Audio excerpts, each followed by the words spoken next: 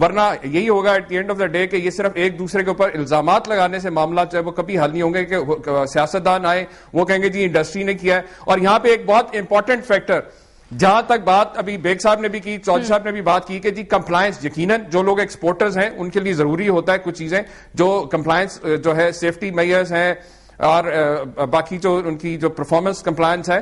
لیکن ایک اور فیکٹر جو بڑا اہم ہے جو بھی بیگ صاحب نے شروع میں بھی ذکر کیا وہ بھتہ فیکٹر ہے. یہ بھتہ مافیا, ابھی تھوڑی دیر پہلے آپ کے پروگرام سے پہلے میں دیکھ رہا تھا کہ رحمان ملک صاحب کی پریس کانفرنس آ رہی تھی انٹیریئر منسٹر کی, انہوں نے آتش زدگی کے اوپر تو کافی لمبی چوڑی بحث کی, بیان دیا, لیکن انہوں نے بھتہ خوروں کے خلاف ابھی تک کوئی ایسا ایکشن نہیں لیا, کیونکہ آپ سب جانتے ہیں چاہے وہ جوڈیشل کمیشن کی رپورٹس بھی آئیں وہ بھی سامنے ہیں کہ جو لوگ ان ایکٹیویٹیز میں انوالو ہیں وہ حکومت کے اتحادی ہیں. تو جب ان لوگوں کو خود انہوں نے اپنے ساتھ بٹھایا ہوا ہے جنہوں نے کمپلائنس کرنی ہے یا جو ایسے معاملات میں انوالوڈ ہیں, تو کس طرح اب ممکن ہو سکے گا. اور میں سمجھتا ہوں کہ جو ویک اپ کال کی بات کی, یہ قوم کے لیے ویک اپ کال ہے. یہ جان لینا چاہیے کہ یہ حکمران جو ہے انتہائی نااہل اور کرپٹ ہے, کسی طور کے اوپر بھی یہ عوام کی جان و مال کا تحفظ نہیں کر سکتے, کیونکہ یہ خود تو بڑے بڑے جو ہے وہ قلعہ نما دیواروں کے پیچھے بیٹھے ہیں, کروڑوں اربوں روپیہ ان کی جو ہے پروٹوکول اور سیکیورٹی پہ خرچ ہو رہا ہے. یعنی آپ یہ کہہ رہے ہیں کہ یہ چاہتے ہی نہیں ہے اس طرح, عوام کے لیے قوم کے لیے چاہتے ہی نہیں ہے کچھ کرنا. جی دیکھیں جی آپ رسپونڈ کریں. میں جو کہنا چاہ رہی ہوں بات یہ کہ آپ کو پھر رسپانسبل کس کو ٹھہرا رہے ہیں, آپ پالیٹیشنز کو رسپانسبل ٹھہرا رہے ہیں. اصل جو قاتل ہے نا وہ ایڈمنسٹریشن ہے, جو آپ کی بیوروکریسی ہے, جو ان انڈسٹریلسٹ کے پے رول پہ ہوتی ہے, جو ان کے گھر دعوتیں کھاتی ہے روز, ان کے منہ بند کرائے جاتے ہیں. اگر آپ ایڈمنسٹریشن لیکن انتظامیہ کو کنٹرول کرے گا, کنٹرول آپ کہہ رہی ہیں, کنٹرول کون کرے گا؟ یہ جس پارٹی کی بات کر رہے ہیں وہ بھی گورنمنٹ میں نہیں آئی, ان کو نہیں پتا کہ گراس روٹ لیول پہ چیزیں کیسے امپلیمنٹ کرائی جاتی ہیں.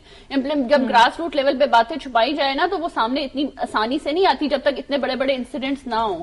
وزیر اعلیٰ صاحب جو ہیں وہ ہر جگہ پہ پہنچتے ہیں, ہر جگہ پہ معطل اگر کرتے ہیں تو انویسٹیگیشن کرا کے کرتے ہیں.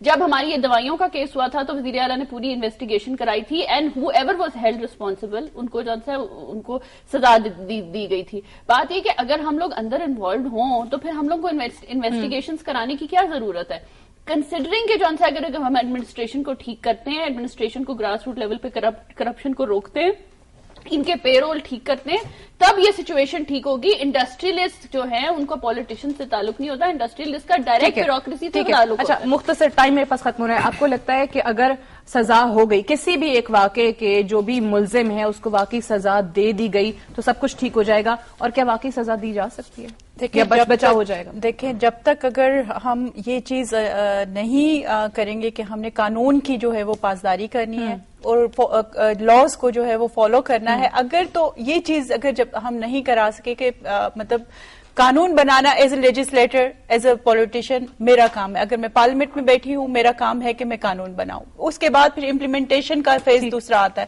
اور اس میں پھر جب ایڈمنسٹریشن کو اگر ہم لوگ نہیں پوائنٹ آؤٹ کریں گے کہ جہاں پر دیکھیں کرپشن ہمارے ملک میں اتنی رچ بس گئی ہے کہ اب کوئی بھی کرپشن کرتے ہوئے یہ سمجھتا ہی نہیں ہے کہ یہ انلیگل ہے.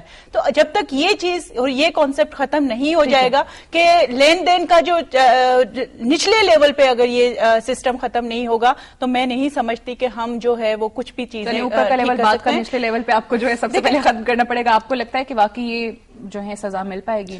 دیکھیں مجھے انسان کو ہمیشہ آپٹیمسٹک رہنا چاہیے, لیکن میرا نہیں خیال ہمارے ماضی کو دیکھتے ہوئے ایک چھوٹی سی بات صرف یہ ہے کہ دنیا بھر میں یہ جو ساری سروسز ہیں یہ میونسپل ایڈمنسٹریشن جو ہے وہ بلدیاتی اداروں کے ذمہ ہوتی ہے, اور بلدیاتی اداروں میں جو عام لوگ ہوتے ہیں, عوام کے جو گراس روٹ سے منتخب لوگ ہوتے ہیں, چونکہ گلی محلے سے تعلق ہوتا ہے تو وہ اپنے شوق سے اپنی محنت سے اس کو کنٹرول کرتے ہیں.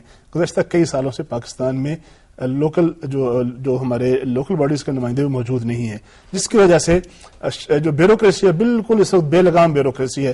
کراچی کے جو لوکل باڈی سسٹم پہ پھر الگ بحث ہو جائے گی, اس پہ بھی کافی زیادہ اعتراضات اٹھنا شروع ہو گئے. ون لائنر اشتیاق بیگ صاحب آخر میں.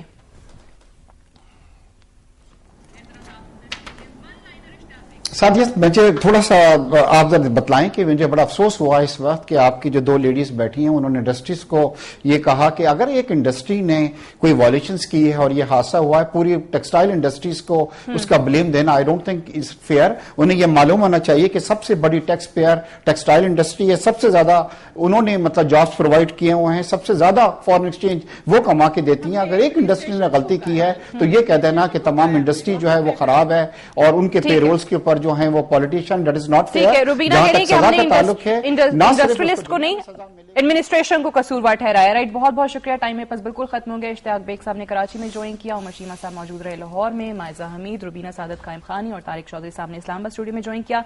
इस वाकये को कौमी सानेहा तो करार दे दिया गया है। देखना यह है कि वाकई आने वाले दिनों पे इसमें कोई फर्क भी पड़ेगा, क्या इदारों की कारकर्दगी बेहतर होगी, क्या वाकई मुजरिमों को कसूर जिनका है जिसके हवाले से बात भी की जा रही है उन्हें कैफरे किरदार तक पहुंचाया जाएगा, क्या उन्हें सजाएं मिलेंगी, और क्या इस खबर को वाकई एक कौमी सानहे की तरह ही देखा जाएगा या सिर्फ एक खबर समझ कर ही ट्रीट किया जाएगा। इस खबर को खबर ट्रीट किया जाए या ना, लेकिन अल्लाह करे कि इस वाकये के बाद इंसानों को इंसानों की तरह जरूर ट्रीट किया जाए। जिम्मेदारों को अपनी जिम्मेदारी का एहसास करना पड़ेगा, वरना कहीं ना कहीं उन्हें यकीनी तौर पे जवाबदेह होना होगा। सादिया को इजाजत दीजिए, कल दोबारा इंशाल्लाह इसी वक्त आपसे मुलाकात होगी। खुदा हाफिज।